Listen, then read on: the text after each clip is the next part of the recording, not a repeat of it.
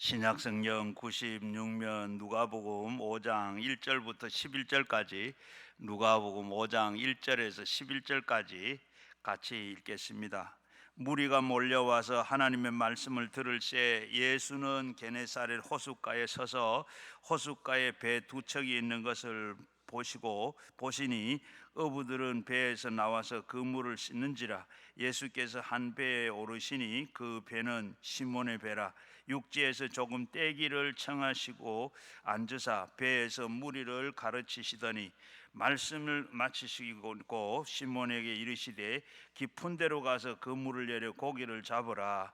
시몬이 대답하여 이르되 선생님, 우리들이 밤이 새도록 수고하였으되 잡은 것이 없지만은 말씀에 의지하여 내가 그물을 내리다 하고, 그렇게 하니 고기를 잡은 것이 심히 많아 그물이 찢어지는지라. 이에 다른 배와 있는 동무들이 손짓하여 와서 도와달라 하니 그들이 와서 두 배 채움에 잠기게 되었더라.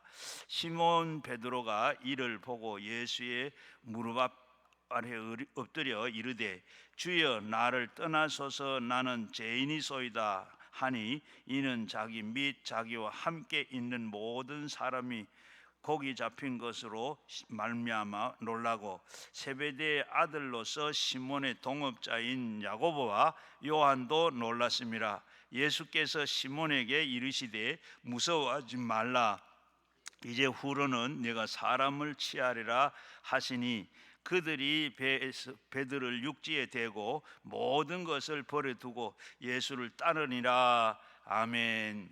오늘도 잘 오셨습니다. 오늘도 잘 오셨고, 하나님께서 여러분들 다 입적 부르시고 만나 주시고 하나님께서 축복해 주실 줄로 믿고, 가지고 나온 기도 제목도 다 응답될 줄로 믿습니다.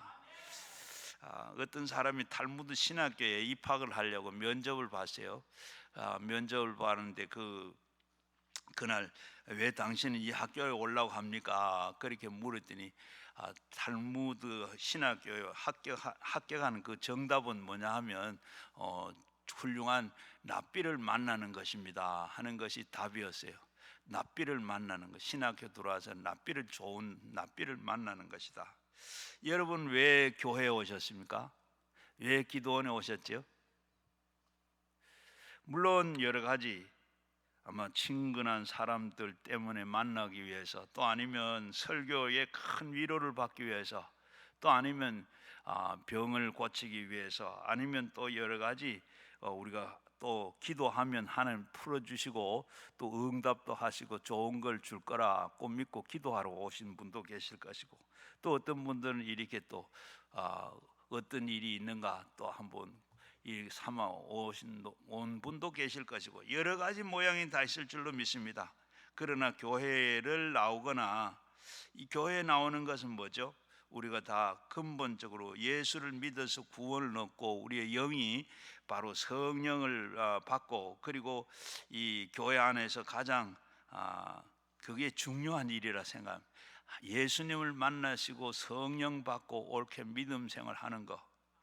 자, 우리가 교회 아무리 오래 교회를 다녀도 예수님을 만나지 못하면 그 모든 것이 헛됩니다. 교회를 아무리 오래 다니고 열심히 다녀도 예수님을 만나지 않으면 그게 헛되는 일이요. 또 그리고 이 교회 나와서 재밌게 설교도 듣고 아주 재밌게 교회 나와서 하는 게 참 재밌고 좋은데, 그런데 거기에서 이 예수님을 만나지 못하면 그것도 다 헛것이 됩니다. 아무리 열심으로 살아도 하나님을 만나지 못했으면 그 인생은 헛된 인생이 되고 마는 겁니다. 예수님을 만나는 사건이 있을 때 비로소 우리 인생은 참 행복해져요. 예수님을 만나시고 예수님이 나의 주인이 되실 때 행복합니다. 아무리 좋은 집에 살고 좋은 환경에 좋은 차를 타고 다녀도 내가 예수를 못 만나면 내가 행복하지 않아요. 또 그리고 세상 어떤 것 가지고도 내 행복을 채울 수가 없어요. 아무리 해도 채우지도 않고, 그리고 그래서 우리는 하나님을 만나셔야 되고, 예수님을 만나셔야 되고, 성령의 인도함 따라서 성령 받고 성령의 인도함대로 따라 살아야 옳게 신앙생활을 바르게 하는 겁니다. 많은 사람들이 하나님을 만나서 인생을 새로워졌어요. 제일 먼저는 아브라함이 하나님을 만나지 않았더라면 그는 만나기 전에는 어땠어요? 하루하루 그저 아버지 집에서 형님들과 함께 편안하게 그렇게 잘 먹고 잘 살았습니다. 그런데 하나님을 만나고 하나님의 약속을 붙잡고 살며, 그리고 믿음의 조상이 됐습니다. 그리고 모세도 역시 하나님을 만나기 전에는 어떻게 도망자로 처갓집에 얹혀서 그저 하루하루 그냥 무기력하게 걸어 사는 그런 이 촌부여에 불과했습니다. 떨기나무에서 불꽃 가운데 바로 하나님을 만나고 난 다음에 그는 이스라엘의 이 수백만을 유대인 애굽에서 해방시키는 위대한 지도자가 됐습니다. 많은 사람들이 예수님을 만나고 그리고 새로운 인생을 살았는데 삭개오는 돈밖에 몰랐어요. 그래서 사람들로부터 많은 욕을 먹고 손가락질을 당하고 그리고 했음에도 그가 예수를 만나고 난 다음에 그는 참 인생의 행복한 인생을 살았고 인정받는 의인이 됐습니다. 사마리아 여인이 예수님을 만나기 전에는 늘 그렇게 만나기 전에는 쾌락을 쫓아서 살다가 손가락질을 받고 부끄러운 인생을 산 여인이었어요. 그런데 예수님을 만나고 난 다음에 그는 어떻게 해요? 그 모든 마음의 상처가 다 심령에 치유가 되고, 그리고 건강 회복을 얻고, 그리고 어떻게 여기 와 예수님을 만났다, 와봐라 하는 전도자가 됐습니다. 베드로도 안드레도 야고보도 요한도 본래 다 고기 잡는 사람들이었는데 그런 평범한 사람이었습니다. 그런데 예수님을 만나고 난 다음에 그들은 사람을 낚는 어부가 됐습니다. 그리고 예수님을 만나서 만났는데도 그리고 옳게 만나지 못한 사람은 어떻게 되세요? 사탄에 속해서 열망의 길로 쫓아가고 만 사람들이 성경에 보면 나오고 있습니다.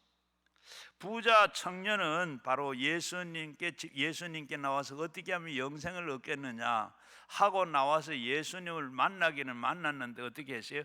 예수님께서 네 한 가지 부족한 것이 있다. 네 재산을 팔아서 가난한 사람이 죽은 나를 따르라. 그랬더니 재물 때문에 근심하며 가버렸더라. 그리고 가룟 유다는 어땠습니까? 12 제자들에게 포함이 되는, 그리고 그는 예수님께도 인정받고 너무 똑똑해가지고 어떻게 돈을 다 맡아 관리를 하는 그런 신임을 얻은 사람이었는데 역시 탐욕의 눈이 어두워가지고 은 30에 예수님을 팔아버린 사람이 됐습니다. 오늘 많은 사람들이 예수님을 만났으나 알아보지 못하고 의심만 하다가 따르다가 그리고 좋은 기회를 놓쳐버린 사람들이 많았습니다. 우리가 이 좋은 부모를 만나면 잘 성장할 수가 있고, 좋은 선생님을 만나고 나면 실력이 늘어나고 공부해서 즐겁게 살 수가 있습니다.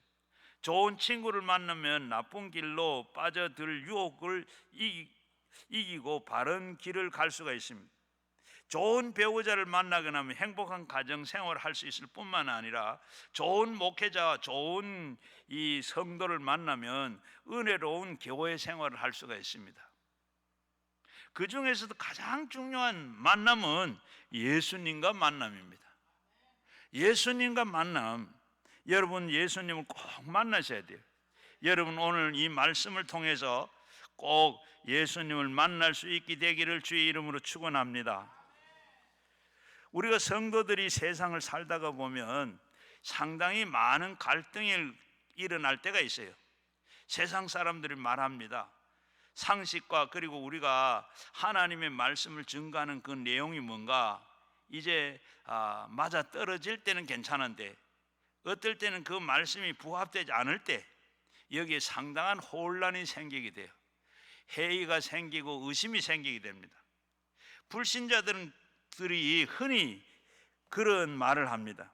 세상을 지혜롭게 살다고 하면 어떻게 하면 살기 위해서는 적당한 거짓말도 해야 되고 어떻게 사회생활 하다 보면 이렇게 둘러대기도 해야 되기도 하고 또 담배도 피워야 되고 술도 마시기도 하고 또 때로는 놀러도 가기도 하고 이렇게 해야 된다고 그렇게 하는데 그런데 사회생활 하면서 거짓말도 하지 아니하고 적당하게 그렇게 둘러치기도 안 하고 그리고 세상에 담배도 안 피우고 술도 안 먹고 그냥 놀지도 않고 무슨 재미로 사느냐 그런 말을 해요. 그런 말을 하면 그런데 그런 분들의 주장은 뭡니까?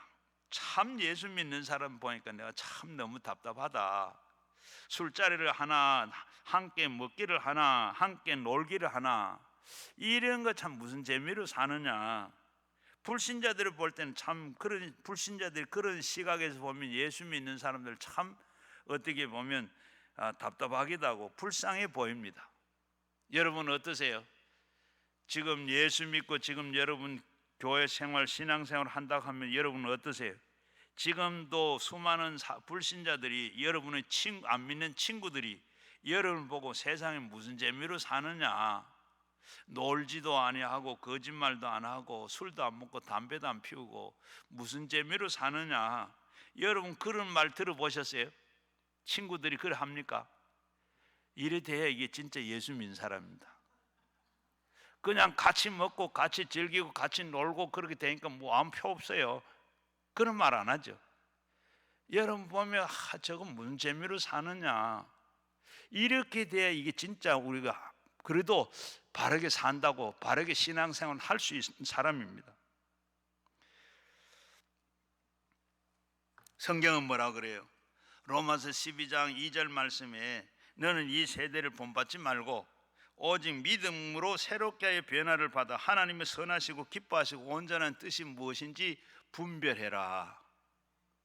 바로 이렇게 분명하게 성경은 말씀하고 있습니다.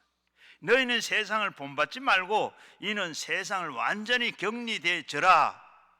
더 이상 바로 이렇게 더 이상 세상에 들어가지 마라.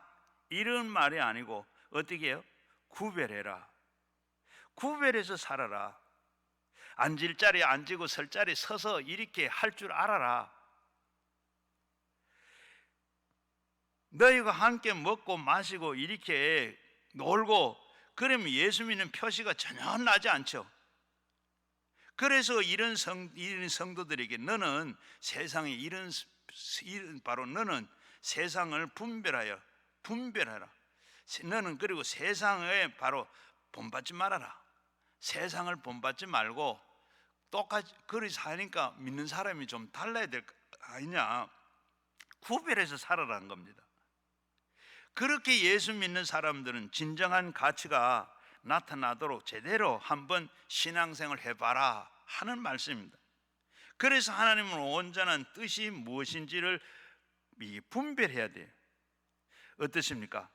세상에 따라가자니 신앙생활이 이렇게 양심이 걸리고 신앙을 따라가자니 어떻게 해요? 세상에 손해보는 것 같고 이렇게 갈등이 없습니까? 특히 우리 남성분들은 상당한 여기에 갈등이 있습니다. 함께 먹어야 되는데 함께 놀아야 되는데 함께 뭔가 해야 되는데 이렇게 못하니까 찜찜합니다. 그렇다고 해서 완전히 오픈하자니 어때요? 뭔가 바로 신앙 양심에 걸려요. 그러니까 이렇게도 안 되고 저렇게도 안 되고 그래서 신앙생활이 제대로 안 됩니다. 어떤 면에서 보면 이중고를 겪는 셈이 됩니다. 차라리 믿지 않는 사람들은 어때요? 신경질 나면 그냥 스트레스 받으면 그냥 소리 지르고 그냥 마음대로 마음껏 먹고 마시고 놀고 그리고 이렇게 고함을 지르고 그러죠. 그런데 우리 성도들은 어떻습니까? 고민은 고민대로 합니다. 풀 길이 없습니다. 그래서 이래도 저래도 스트레스가 쌓이고 그래서 머리카락이 빠지고 머리가 대머리가 되고 지금 오늘날도 성도들이 바로 현실이 그러합니다. 그런데 성경은 뭐라 그래요? 술 취하지 말라. 이는 방탕한 것이니 술 취하지 말라. 오직 성령 충만을 받아라. 갈라디아서 5장 22절에 성령 받고 나면 사랑과 희락과 오래 참음과 자비와 양선과 온유와 절제와 양선과 충성과 절제니, 이게 다 절제가 되는 거예요. 성령에 취하고 나면, 이렇게 성령에 다 취하고 나면, 우리가 예수 믿는데 제대로 믿었다 그러면, 옳게 믿는가 하면 완전 성령의 열매를 아홉 가지 열매를 맺어야 돼. 그 열매 중에 맨 마지막엔 절제입니다. 그게 다 절제가 되는 거예요. 손해 보는 것 같은데, 그러나 내 마음속에 그거 예수 바로 믿으면 손해가 안 된다. 진리가 너희를 자유케 한다고 했듯이 바로 그게 진리라고 알게 되고, 이게 손해, 내가 신앙생활하고 예수 바로 믿고 옳게 받으면 이게 손해가 안 된다. 성령께서 그렇게 절제하도록, 그렇게 참아지고 느껴지도록 나를 그렇게 만들어 주는 거예요. 이게 바로 예수 제대로 믿는 겁니다. 바로 여러분 정신을 바짝 차리고 우리가 성경을 한번 보면, 성경에 보게 되면 인간적인, 그리고 세상 상식에 전혀 다른 내용들이 성경에 많이 기록이 되어 있습니다. 성경 말씀 보면 현실적으로 우리 전혀 안 맞아, 전혀 현실적으로도 맞지도 않고 이해가 안 되는 그런 말씀이 너무 많아요. 창세기 12장에 보게 되면 하나님께서 아브라함에게 본토 친척 아비의 집을 떠나 라고 말씀을 하고 있어요. 이 말씀을 보면, 그리고 그 히브리서 믿음장이랑 히브리서 11장을 보게 되면 아브라함은 갈 바를 알지 못한데 갔더라. 잘 살고 있는 이 아브라함에게 너는 본토 친척 아버지 집을 떠나라. 떠날 수 없는데 히브리서의 11장에 보면 떠났다. 그런데 보면 어떻게 떠나서 어떻게 되느냐? 상식이 전혀 상식이 뭡니까? 상식이 하나님께서 상식이 아닌 말씀을 하고 계시는 거예요.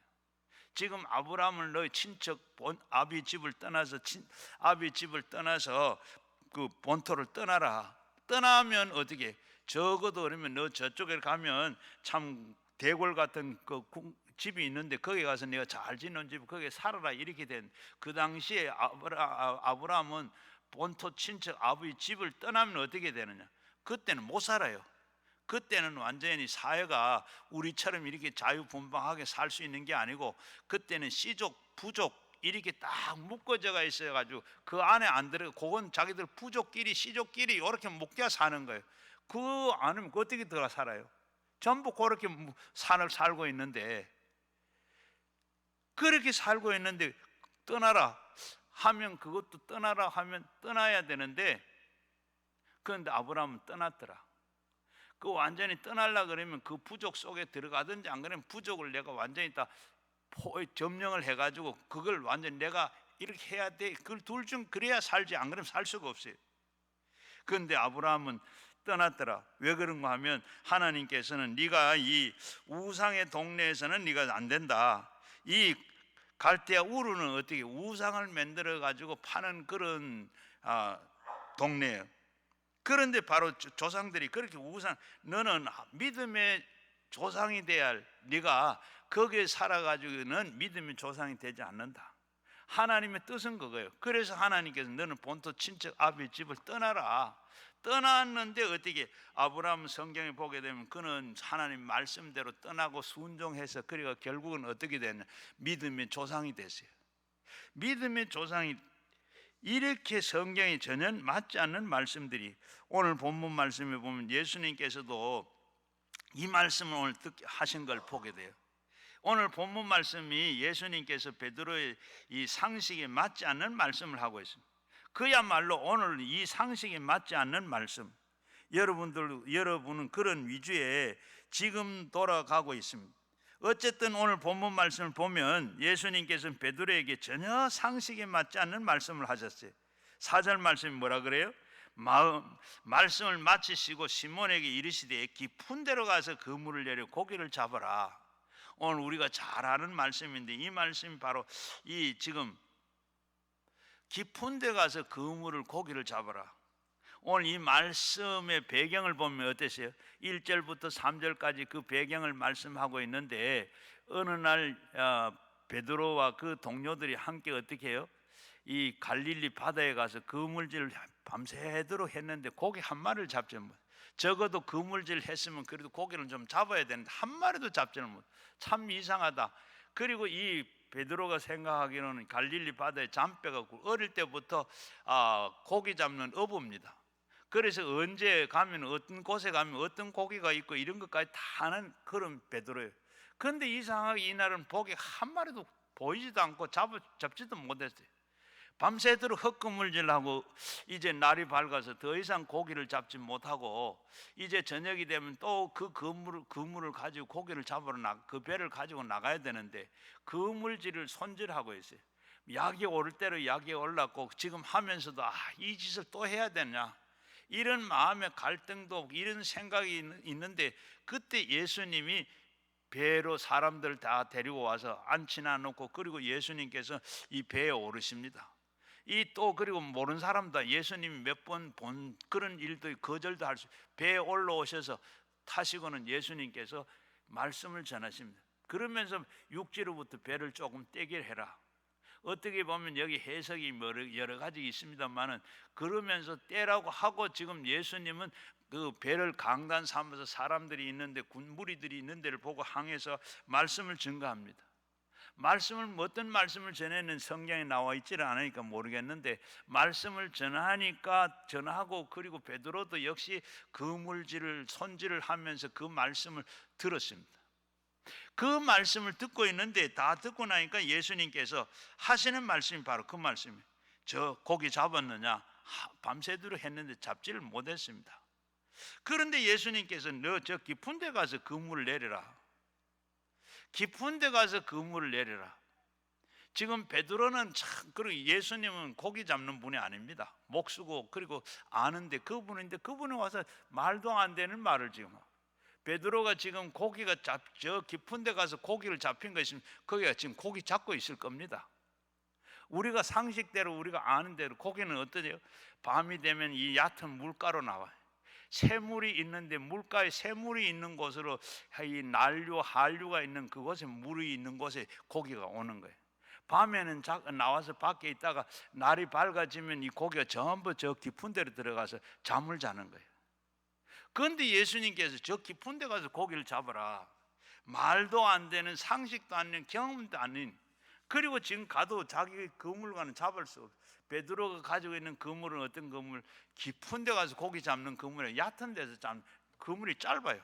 그런데 이걸 가지고 저 깊은 데 가서 던지면 이 밑에 고기가 다 밑에 놀지 그물 안에 들어올 리가 없잖아요. 그런데 지금 예수님이 그런 말씀을 하시는 거예요. 그런데 깊은 데 가서 그물을 던져라. 여러분 같으면 어떻게 하겠어요? 여러분 같으면 그래 하겠어요? 그런데 어떻게 5절 말씀이 베드로는 아주 입에 놀라운 고백을 합니다. 5절 말씀 뭐라고? 우리 한번 같이 읽을까요? 시작. 시몬이 대답하여 이르되 선생님 우리들이 밤이 새도록 수고하였으되 잡은 것이 없지만은 말씀에 의지하여 내가 그물을 내리이다. 어때요? 말도 안 되는데 베드로는 그냥 그건 뭐 말도 안 됩니다. 이 말도 한마디도 없고 얘가 내가 잡은 것이 없지만은 내가 헛수고했는데 지금 말씀에 의해서 하는 예수님 그래야 말씀을 저 깊은 데가 내려라 그러니 내리겠습니다 하고 그렇게 순종을 합니다. 진짜 우리가 신앙이라는 이런 모습으로 돌아가야 됩니다. 내 이치, 내 상식, 내 경험 전혀 이런 거 상관없이 환경과 모든 것 다 조건 이런 거 다 없이 그저 하나님의 말씀이면 예 하고 나가는 안 되는 줄 알면서 되는 걸로 믿고 그렇게 말씀대로 베드로는 그렇게 했어요. 우리가 이 신앙 가져야 할 줄로 믿습니다. 말씀이라면 우리가 자다가도 내 정신인지 아닌지도 몰라도 하나님의 말씀이라 그러면 예 하고 따라가는 우리가 돼야 할 줄로 믿습니다. 여러분이 이렇게 늘 말씀과 그리고 믿음을 외치는데 막상 우리가 문제가 생기면 어떻게 돼요? 나는 평소엔 믿음 하고 말씀 읽고 한 말씀대로 산다고는 정작 우리가 어떤 문제가 생겼을 때 결정적으로 우리가 말씀대로 해야 될 때 어떻게 해요? 말씀은 저 다가리 가버리고, 말씀 언제 그런 말씀이 있었던가도 생각도 안 하고 생각도 나지도 안 하고 하는 게 뭐예요? 그저 우리가 내 경험, 내 지식, 내 이치, 내 상식, 내 생각 이런 수준으로 전에도 그렇게 했는데 우리는 먼저 내 경험, 내가 경험한 내 환경 그거 생각하지 말씀부터. 여러분, 우리가 인생을 사는 길은 다른 길이 없습니다.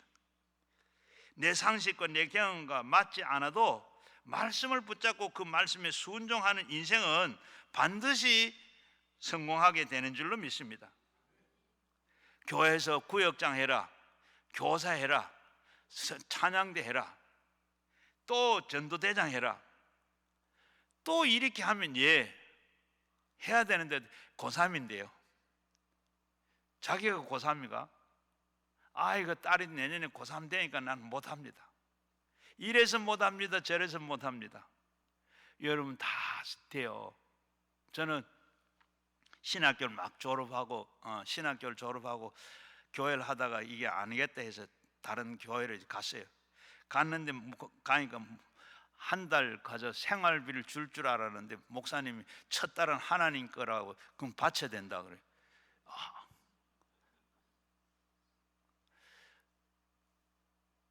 근데 여러분 이렇게 이 교회에 있다가 퇴직금을 받아가지고 저 교회로 가면 되는 퇴직금도 신학교 졸업하고 나갔으니까 뭐 퇴직금 뭐 있어요. 그럼 하고 그래 사람들 살았어요.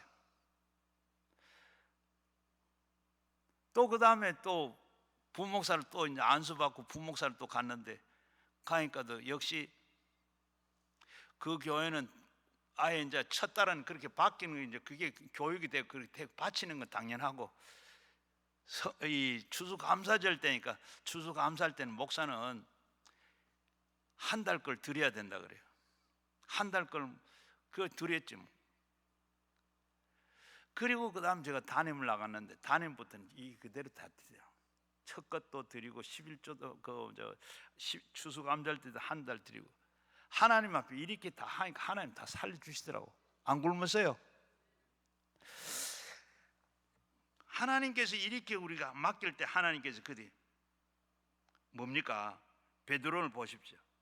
하나님이 말씀에 맞추어서 상식에 맞춰 자기의 그 체험했던 그 경험은 다 던져버려.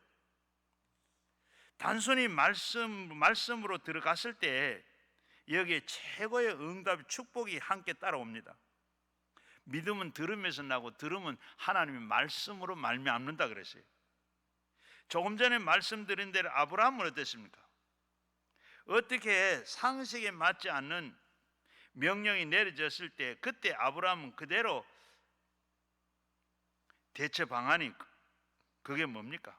그대로 순종해서 방법이 없고 어떻게 할 게 없는데 그저 말씀대로 순종했어요. 신앙은 상식으로 하는 것이 아니고 신앙은 믿음으로 하는 겁니다. 한번 따라 하십시오. 신앙은 상식으로 하는 거 아니고 신앙은 믿음으로 하는 거다. 신앙은 믿음으로 하는 거다. 상식으로 가지고 내 생각 가지고 전에 그렇게 했으니까 그렇게 한다가 아니고 경험이 아니고 내가 상식이 아니고 그저 믿음대로 하는, 믿음이 오면 하는, 믿음대로 하는 거예요. 미국의 석유 왕이었던 록펠러의 이야기입니다. 여러분도 잘 아는 이야기겠지만은 그는 젊은 시절에 이 탄광을 했어요. 친구가 하는 탄광을 이렇게 인수를 받아가지고 했는데 하다가 보니까 이게 뭐요? 사기를 당한 거예요. 친구가 다 금은 다 패가고 찌끄레기 좀 남은 그걸 이제 팔아서 그걸 빚을 내가지고 인수를 했어요. 그런데 아무리 파도 금이 나오나요? 안 나오지. 그리고 은행에 빚을 빌렸으니 은행에서 이자 내라 그리고 또 돈 갚아라 그리고 또 인부들은 다 빨리 임금 내놓으라 그리고 그냥 임금 체불이 되고 막 이렇게 죽을 지경이 됐어요. 그러니까 어떻게 하나님 앞에 하나님 내가 처음부터 예수 믿으면서 11조 한 번도 떼문 일이 없고, 주일 이렇게 범한 일 한 번 없고, 하나님 말씀대로 그냥 믿음으로 살았는 이게 뭡니까? 이럴 수 있습니까?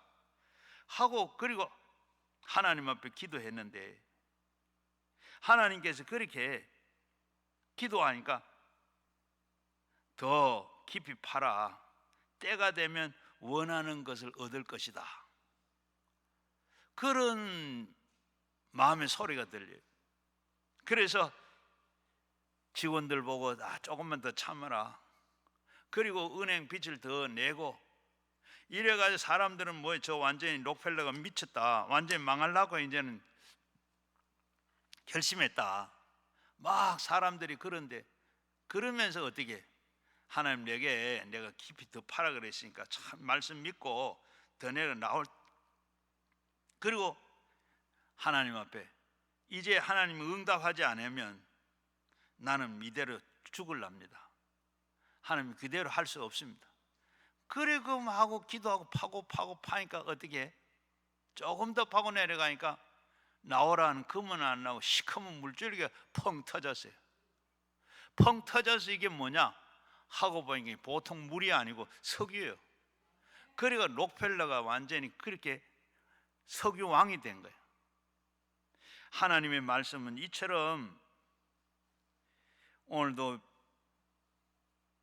록펠러가, 베드로가 깊은 데 가서 그물을 내려라. 깊은 데, 더 깊은 데, 여러분 더 깊은 데 가는 여러분 되시길 바랍니다.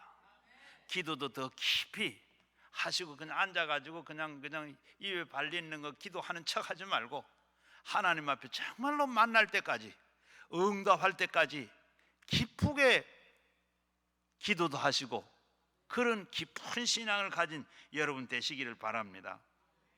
창세기 12장 4절에 보게 되면, 이에 아브라함이 여호와의 말씀을 따라갔고 떠나면 죽는다 그랬어요. 어떠한 위기가 찾아올지도 모릅니다. 그런데도 불구하고 준비된 게 아무것도 없는데도 불구하고 얼마나 참 불안합니까? 그런데 명령이 하나님의 말씀인 줄 알고 명령인 줄 알고 그대로 따라서 갔더니 하나님께서 어떻게, 여호와 하나님께서는 그를 바로 믿음의 조상으로 만들어 주었습니다. 여러분, 우리는 결코 하나님께서 말씀을 책임지시는 걸 믿으시길 바랍니다. 꼭 기억해야 될 것은, 우리 성도들 말씀을 따르지 못하면 반드시 밤새도록 수고하되 엄청난 고통이 우리에게 찾아온다는 거예요.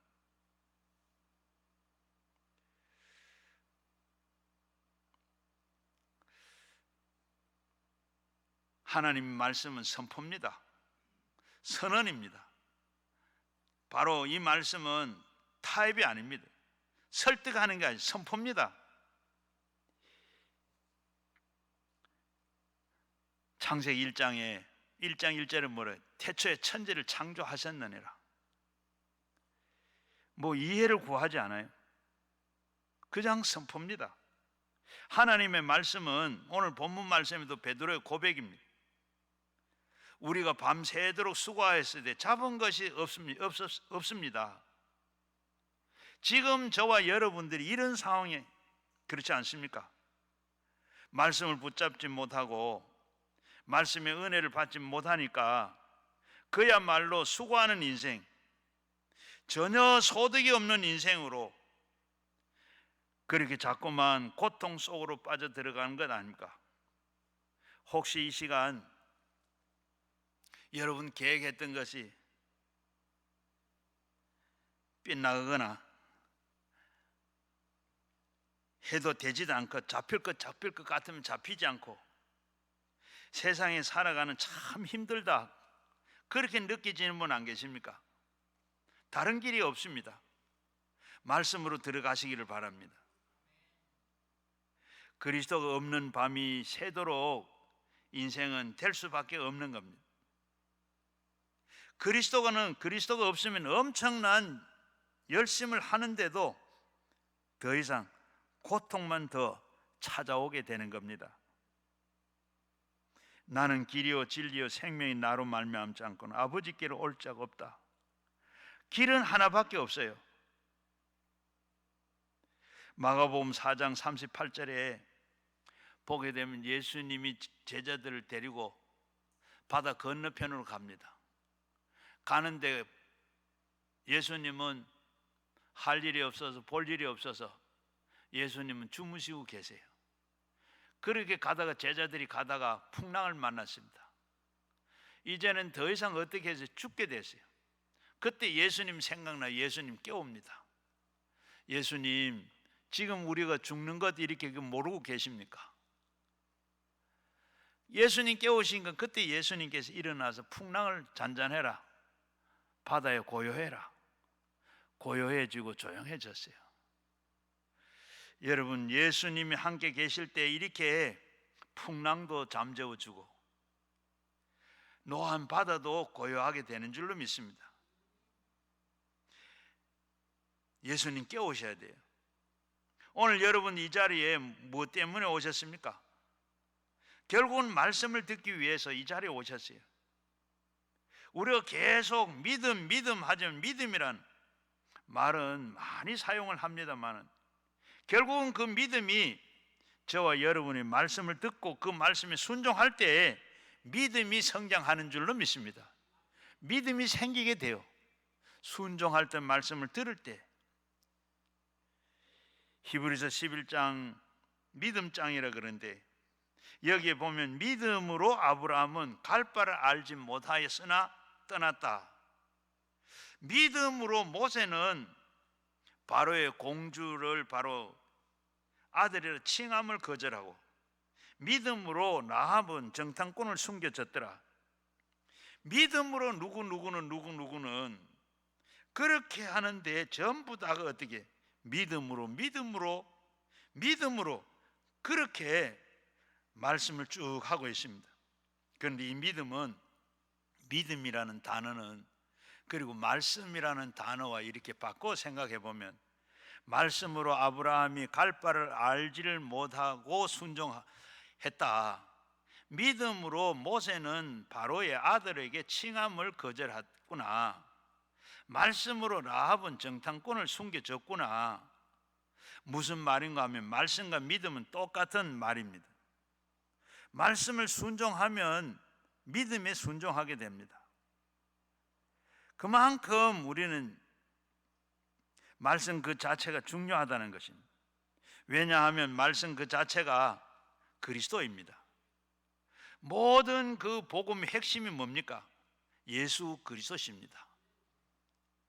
예수 그리스도가 바로 말씀입니다. 그래서 이 말씀을 따라갈 때 온전한 축복이 누려지게 됩니다. 나는 길이요 진리요 생명이니 나로 말미암지 않고는 아버지께로 올 자가 없다. 말씀이 바로 생명입니다. 여러분 속에 지금 말씀이 들려지고 있습니까? 생명이 있다는 것. 여러분 이 말씀이 들려지지 않으면 내 생명이 없어지는 것. 여러분 아무리 좋은 위치에 있어도 말씀이 귀에 들려지지 않으면 여러분 속에 생명이 역사가 없다는 겁니다. 죽느냐 사느냐 하는 것은 그 말씀이 그 속에 있느냐 없느냐. 말씀을 떠나가면 죽게 되는 겁니다. 시편 기자는 주의 말씀의 맛이 내게 어찌 그리 단지요 내 입에 꿀보다 단이라라고 했습니다. 요즘 우리가 꿀을 별로 안 먹는데 옛날에 꿀이 참 맛있어요. 설탕이 좋지만은 그런 설탕은 뒤로 하고 꿀을 참 좋아해요. 저희 집에 어릴 때 다락방에 꿀 딴 적이 있었는데 가끔 가다 생각이 나면 그냥 몰래 올라가 가지고 그냥 꿀단지 열어놓고 꿀을 퍼먹은 일이 있어요. 설탕하고는 말이 안 돼요. 얼마나 단지 얼마나 맛이. 그런데 그리고 나면 이 어때요? 성경 말씀에 이 말씀을 하나님 말씀을 꿀로 비유를 했습니다. 얼마나 성경 말씀을 여러분 읽으면 참 꿀처럼 그렇게 달아요. 여러분 성경 말씀 성경 읽으면 어떻게 해요? 자장갑니까? 꿀입니까? 성경 말씀이 그렇게 꿀처럼 그렇게 달아야 그게 내가 지금 예수 제대로 믿고 내가 바로 신앙생활을 하고 있는 거예요. 여러분 한번 보세요. 우리 어른들 보면 말씀하고 그래요. 밥이 어떻다고 그래요? 밥이 달다. 밥이 달아요, 안 달아요? 밥은 안 달죠. 물론 달기. 근데 그 밥인데도 똑같은 밥인데 어떨 때는 어떻게 해요? 밥이 어때요? 소태 같다. 쓰다. 그 왜 똑같은 밥이고 똑같은 입인데 왜 그렇게 맛이 달라요? 건강할 때는 밥이 정말로 달아요. 먹어도 또 먹어도 그렇게 밥맛이 있는데 입맛이 있는데 밥맛 입맛을 잃어 몸이 안 좋으면 그게 어떻게 소태 같다. 모래알 같다. 여러분 내가 또 봐도 그런 것 같아. 여러분 이제 좀 살 만큼 살다가 보니까 그럴 때도 있더라고요. 옛날에는 그게 잘 이해가 안 되는데 내가 겪어보니까 그런 건강이 좋을 때는 밥맛이 있는데 입맛이 있는데 이 건강이 좀 감기가 들고 어떻게 감기 심하고 나니 밥맛도 떨어지고 입맛도 떨어지고 그냥 밥 먹기도 싫어. 그런데 먹어야 되니까 먹는데 어떻게 해요? 참 밥맛이 소태같이 그렇게 쓰지 모래하려는 밥맛이 그냥 씹을 맛도 없고 맛도 없어요. 바로 우리 성경 말씀이 이렇게 꿀송이 같이 달더라. 주님 말씀의 맛이 어찌 그리 내게 단지요 내게 꿀보다 더 달더라. 참 말씀이 우리가 그 영적으로 우리가 그 말씀이 달 때 그렇게 돼 있어요. 우리가 설교도 들으면 어떻게 하나님 말씀을 듣는데도 어디 보면 목회할 때 보면 한 어떻게 하다가 보면 결론이 잘 안 나가 설교가 잘 안 돼가 좀 길어지면 한 5분만 늘어나면 막 신경질을 내고 막 어찌할 때 막 사지를 틀고 그런 것 같아요. 우리 기도원에 오신 분들은 그렇지 않지만은 여러분 어때요? 설교도 참 그냥 시간 가는 줄 모르고 1시간을 하든 2시간을 해도 그 시간 가는 줄 모르고 이게 그때 내가 영적으로 건강한 겁니다. 무슨 말씀을 하든지 내가 그것도 내가 신앙이 옳지 않으면 그렇지 못해요. 여러분 우리가 그 말씀이 그러는데 저는 오늘 베드로가 이 고백하는 거 보면 참 너무나도 가슴이 와닿습니다. 선생님 우리가 밤이 새도록 수고하였을 때 잡은 것이 없습니다. 베드로의 고백인데 여러분 우리 인생이 밤새도록 수고한 인생입니다. 이렇게 수고를 해서 얻은 것이 무엇입니까? 여러분 큰 것을 손에 쥔 것 계십니까? 여러분 수고하고 노력하고 투자했는데 엄청난 것을 했는데 밤새도록 수고했는데 지금 가진 것이 뭐가 있습니까? 지금 베드로의 현실이 그래요. 전에 TV를 보니까 동물의 왕국을 봤어요. 그런데 한번 보니까 이 암사자가 사냥을 했습니다.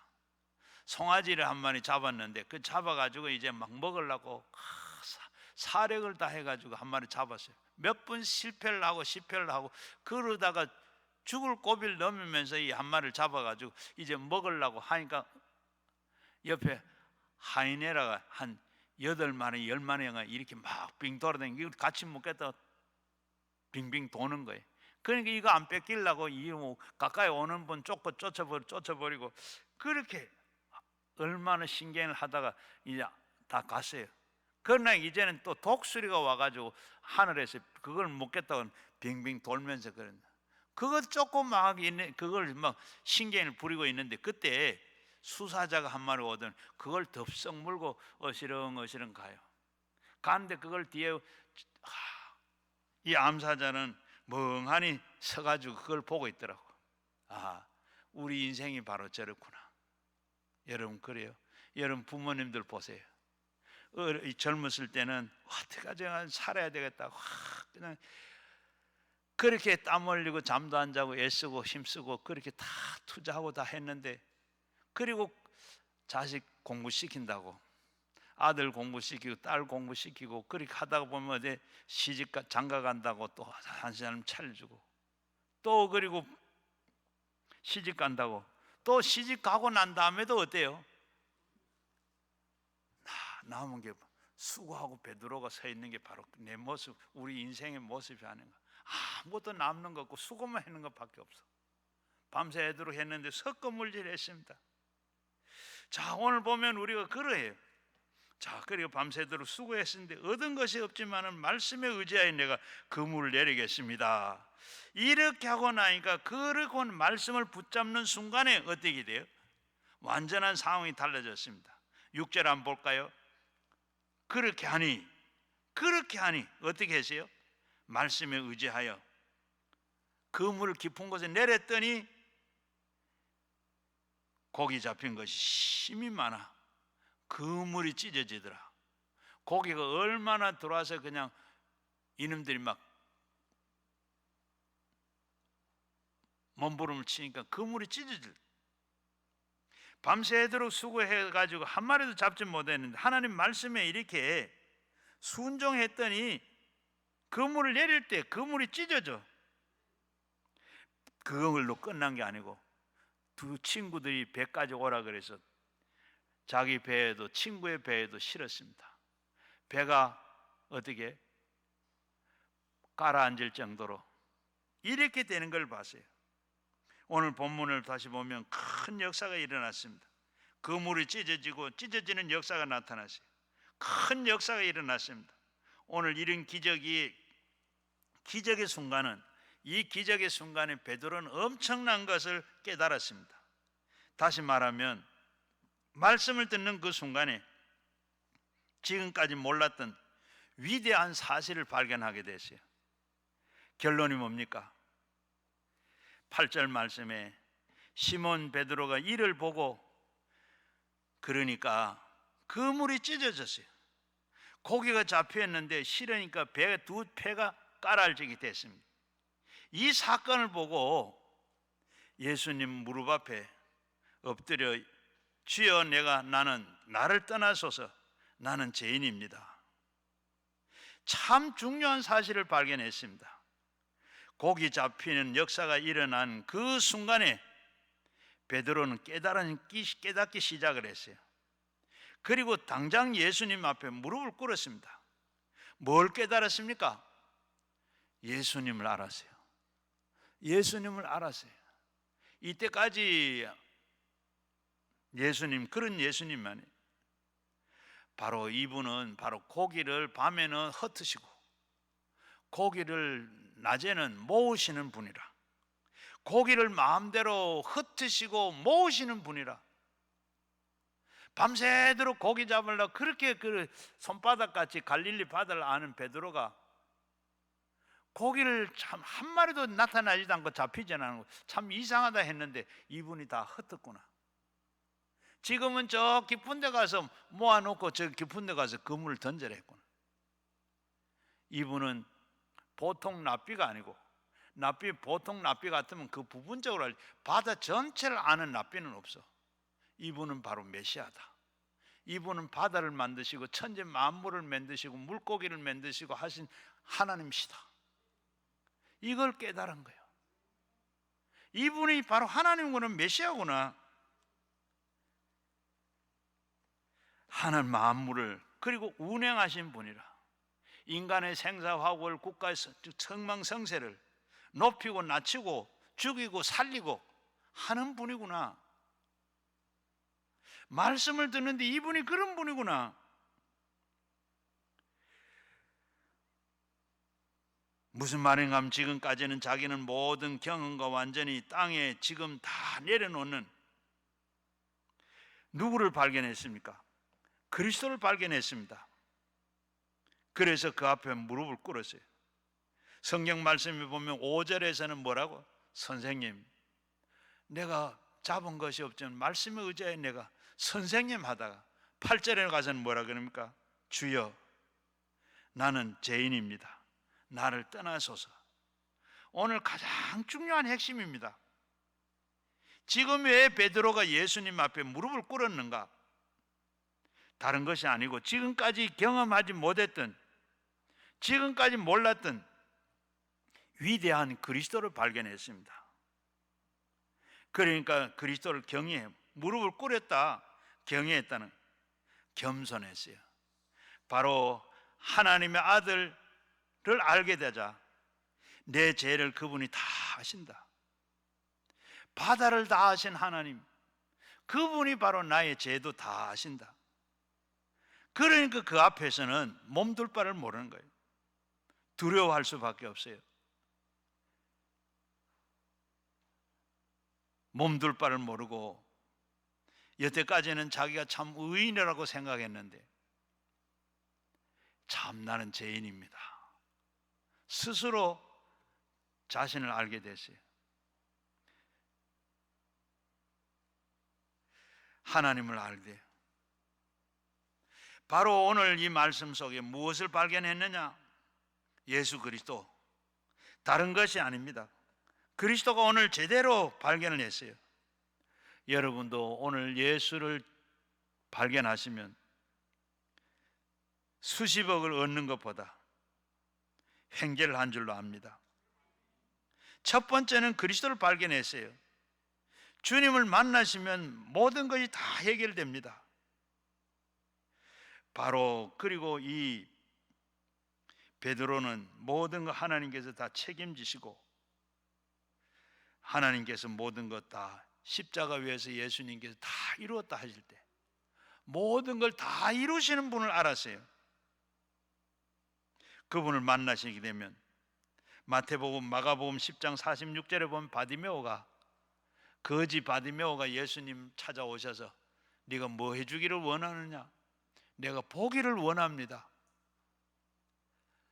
네가 내 보기를 원합니다. 그러니까 예수님께서 자, 네가 봐, 믿음대로 될지다. 하나님께서 그를 축복하신 것 됐어요. 바로 여기에 보면 나는 참 예수님이 그를 알고 예수님을 만나고 나는 참 죄인입니다. 요한복음 8장에 보게 되면 간음하다가 현장에서 잡혀온 바리새인들과 서기관들과 예수님 앞에 나와 이 간음하다 현장에 잡아왔는데 모세의 율법에는 돌로 쳐 죽이라 그랬습니다. 예수님은 어떻게 하실까요? 예수님은 아무 말씀도 하지 않아요. 아주 공경에 빠졌습니다. 그런데 예수님께서 땅바닥에 뭔가 쓰셨어요. 뭘 쓰셨는가? 계명을 쓰셨는데 간음하지 말라. 예수님께서 그리고 그걸 써놓고 쓰셨어요. 그리고 그 돌 들고 있는 사람들을 보면서 너희 중에 죄 없는 사람이 있으면 돌로 쳐라. 죄 없는 사람이 있으면 돌로 쳐라. 생각해 보니까 어때요? 마음에 품으면 음란이라. 그럼 죄 안 진 사람 누가 있겠어요? 성경에는 뭐라 그랬어요? 늙은 사람부터 나이 많은 사람부터 젊은이까지 돌을 던지고 다 가버렸더라. 죄 없는 사람은 돌로 쳐 죽이라. 생각해 보니 다 깨닫고 도망갔던 것처럼 베드로는 예수님 앞에 이 한 것을 보고 나는 참 너무 모르고 살았던 것, 그것도 죄요. 다 죄입니다. 그리고 두 번째는 바로 뒤에 뭐라 그럽니까? 8절 말씀에 주여 나를 떠나소서 나는 죄인이소이다. 자기 자신을 발견했습니다. 이쯤 되면 어떻게 하겠어요? 주님 동업합시다. 뭐 고기 잡는 건 문제가 아니잖아요. 주님 저하고 동업합시다. 제가 이제는 이 가족 제가 마음대로 막 잡겠습니다. 어디든지 가 그물만 말씀만 하십시오. 이래 돼야 되는데 나를 떠나서서 이 웬일이요? 웬 말이요? 안 그러겠어요? 저 같으면 아유 동업합시다. 그럴 텐데 바로 베드로는 나를 떠나소서 나는 죄인입니다.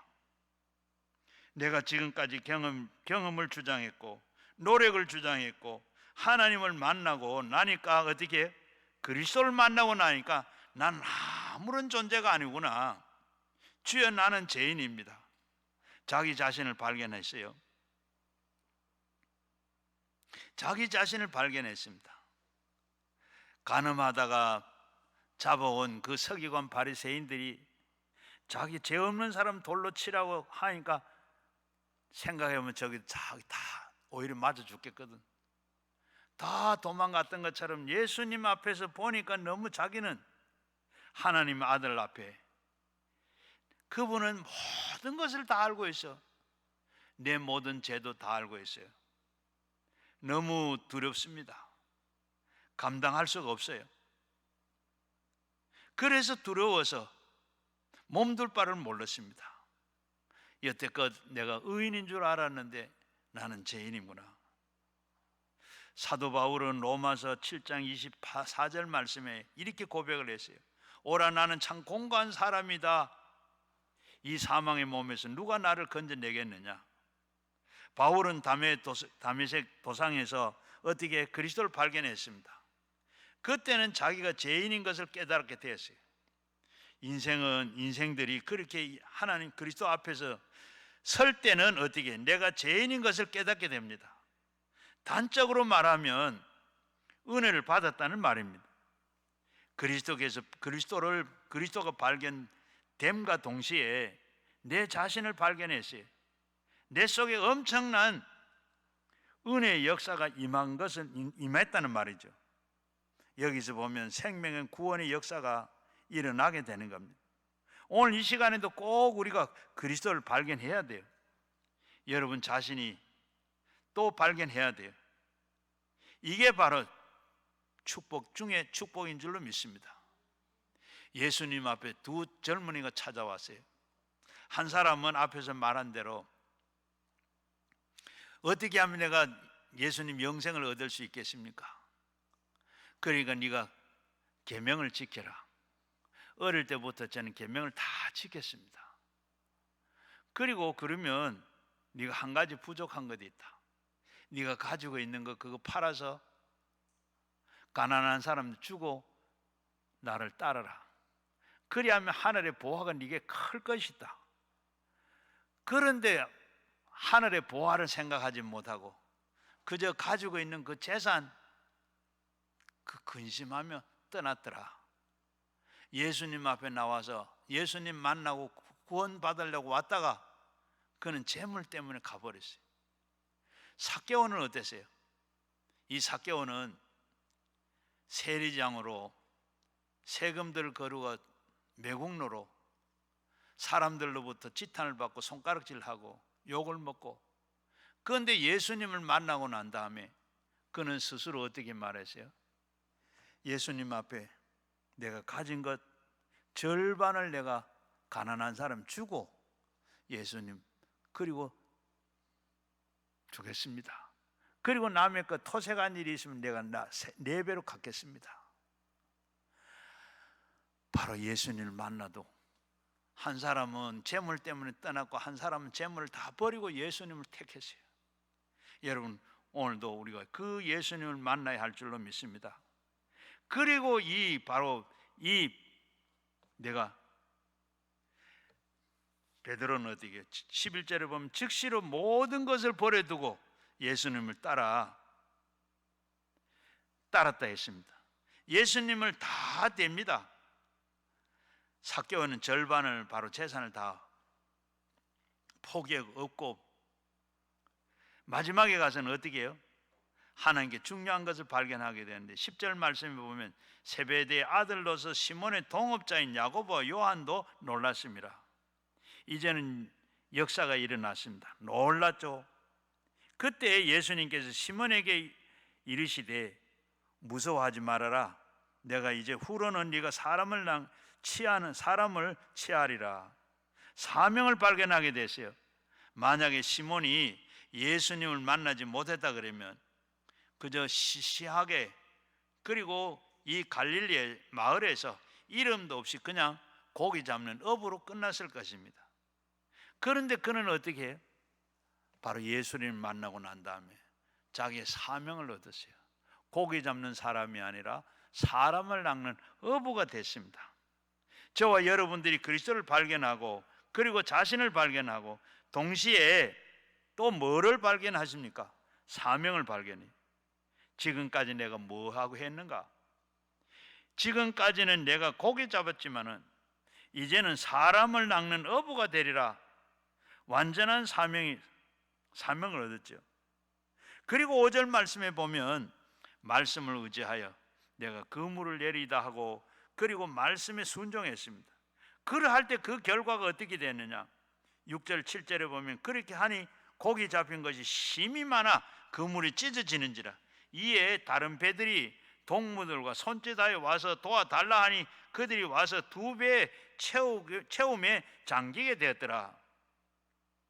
실패가 큰 성공으로 예수님을 만나면 큰 실패가 성공으로, 불황이 호황으로, 절망이 희망으로, 빈배가 만산으로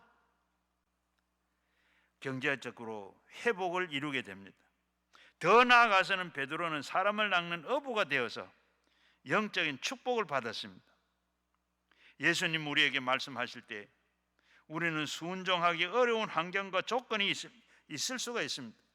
그러나 우리는 예수님 말씀에 순종하면 예수님께서 우리의 삶을 다 책임져 주시는 줄로 믿습니다. 예수님의 축복이 우리에게 임하게 되는 줄로 믿습니다. 중국에 순임금이 있었어요. 그래서 이 순임금이 어느 날 신하들을 다 불러 모았습니다. 그리고 신하들을 불러놔 놓고 뭐라고 했는가 하면 이 궁궐 뒤쪽에 가면 우물이 있는데 그 우물에 항아리를 큰 독을 가져가 그 독에다가 물을 다 채워라. 그래서 그 신하들이 궁궐 뒤에 있는 우물가에 항아리를 가지고 물을 퍼려고 갔습니다. 그런데 이 항아리는 어떻게 중간에 구멍이 뚫려 있어요.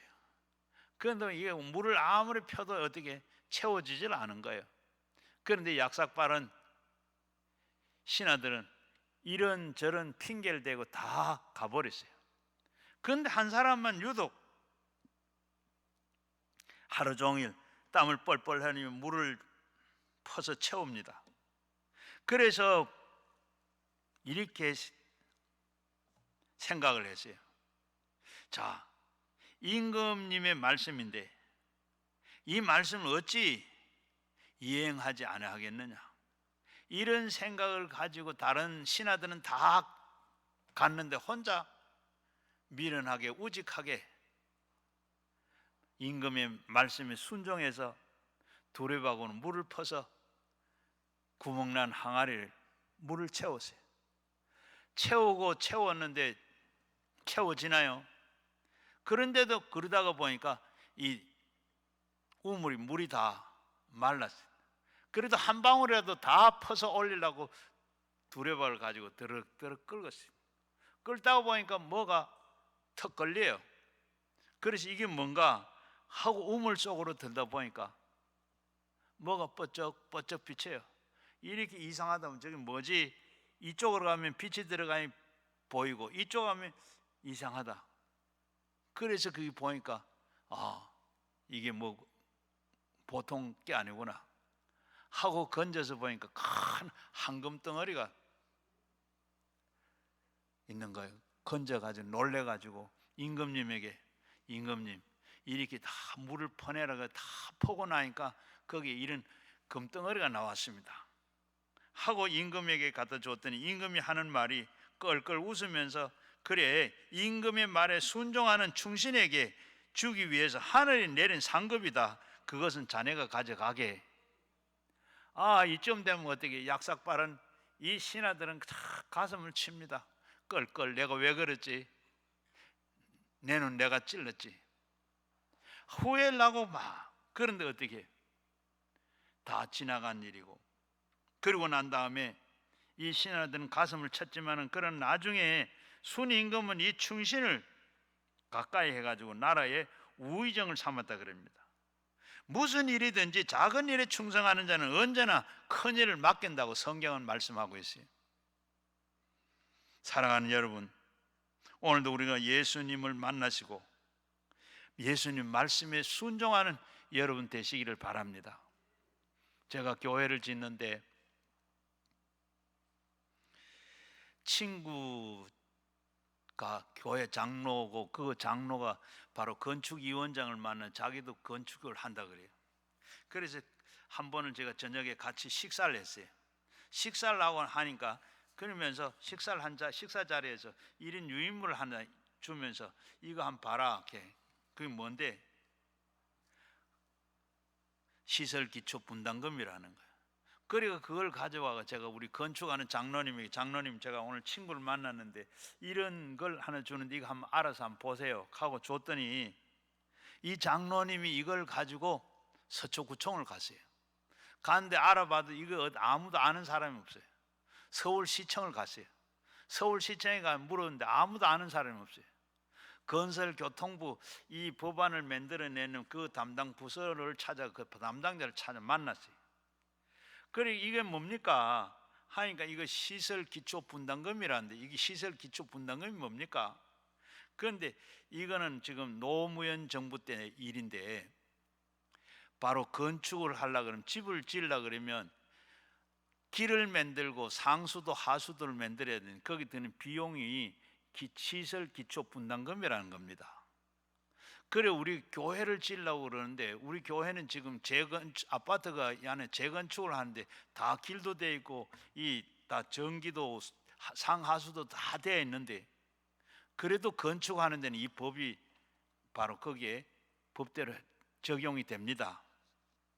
그러면 우리가 2,000평을 연건평 2,000평을 지으려고 지금 생각인데 한 그 얼마나 세금을 내야 됩니까? 적어도 그렇게 얘기하니까 한 30억 정도 된다 그래요. 그래 30억 된 그럼 피할 수 있는 길은 없습니까? 면제할 길은 없습니까? 사회복지시설로 허가를 맡든지 아니면 시행령이 떨어지기 전에 허가를 맡든지. 그리고 예 알겠습니다 하고 왔어요. 그래서 그 장로님이 저한테 똑같이 그렇게 드린 대로 그대로 말씀을 하는 거예요. 그러니까 이걸 가지고 그러면 당회가 모였어요. 장로님도 우리가 이런 걸 내가 해서 사실이 이렇게 돼가지고 우리 장로님이 이렇게 알아봤는데 우리가 건축하려고 그러면 세금을 시설 기초 분담금을 30억을 내야 된다 합니다. 그러니까 어떤 장로님이 뭐 시행령 내면 그때 하지 뭐 그래요. 또 다른 분은 가만히 있기도 하고. 그리고 이걸 시행령이 생기기 전에 건축 허가를 받으면 면제가 된다 합니다. 가설계를 만들고 6천만 원이 들어야 돼. 만약에 시행이 안 된다 그러면 6천만 원 날아가는 거 아닙니까? 그래 극하고 있어요. 그래서 그러면 나중에 시행령이 떨어지거든 그때 하죠. 그래서 장로님 30억이 애기 이름입니까? 어떻게 30억을 세금 내고 건축할 수 있겠습니까? 그래가지고 그러면 우리가 가설계를 만들어가지고 그 전에 빨리 허가를 맡아서 합시다.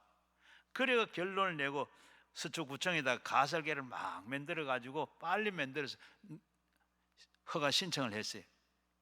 그랬더니 2006년 7월 12일 날 시행령이 떨어진 11일 날 허가가 났어요. 그래서 우리는 30억 면제를 받았어요. 그 뒤에 제가 구청장을 만나가지고 지혜를 높인다. 지혜이 뭐냐? 땅을 한층 더 높이는 거예요. 원래는 거기 강남 막 여기에 막 물도 막 넘어가 그 바로 옆이니까 그게 그 영향 지혜를 아파트는 올리는데 우리 교회는 안 올려줬어요. 그래서 내가 구청장 보고 이거 왜 아파트는 올려주고 우리 교회는 적용을 안 해주느냐? 이거 나중에 물 담으면 구청에 책임지겠느냐? 그래가 제가 구청장한테 이걸 한 층을 더 허락을 맡았어요. 그걸 맡았는데 그거는 그러고 나니까 앞에 거는 30억은 이 허가가 그 전에 허가가 났으니까 괜찮은데 이건 허가 난 뒤에 이거는 땅을 받았으니까 이거는 6억 6천만 원을 세금을 내서 한 층이 6억 6천만 원을 냈어요. 그래서 제가 우리 이 장로님 어떻게 나중에 다 6억 6천만 원 계산하면 구청이니까 적어도 40억 50억이 되는 거예요. 이 장로님이 이렇게 건축하는데 그거 하나 잘 장로님이 이렇게 해가지고 그만큼 교회에 돈을 번 거예요.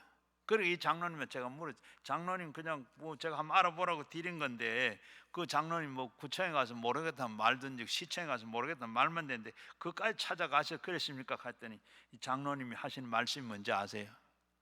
목사가 말하는데, 목사님이 말하는데 어떻게 장로가 안 할 수 있습니까?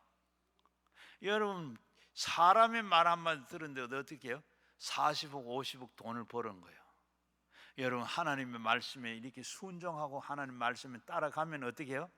하나님께 다 책임져 주시고 이렇게 하시는 것을 여러분 꼭 믿으시기를 바랍니다. 여러분, 오늘 읽어보면 이 밤에 수고하고 베드로는 그렇게 참 말씀에 순종해서 큰 복을 받았어요. 4가지 복을 받았습니다. 오늘 말씀에 보면 순종했더니 4가지 복을 받았는데 어떻게? 첫째는 그물이 찢어지도록 고기가 잡혔어요. 그물이 찢어지도록 고기를 잡혔어요.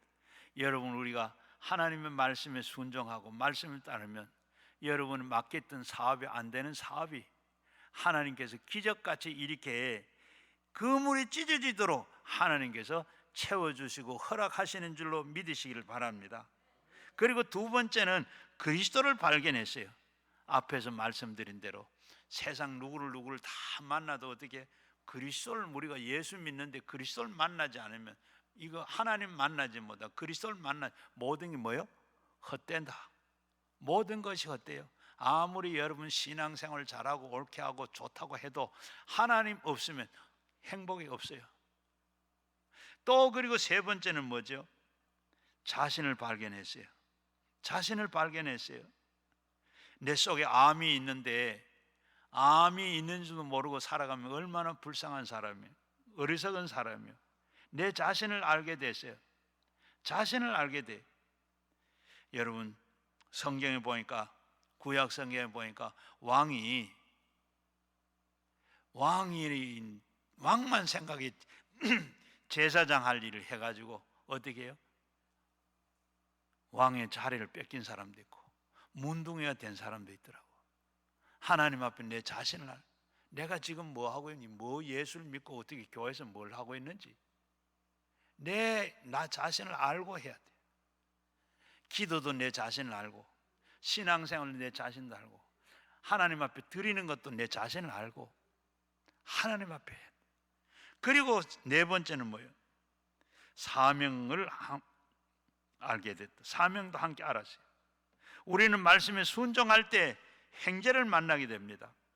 횡재가 바로 제가 말하는 이게 횡재가 아니고, 여러분이 무슨 뜻인가 하면 잘 기억하시길 바랍니다.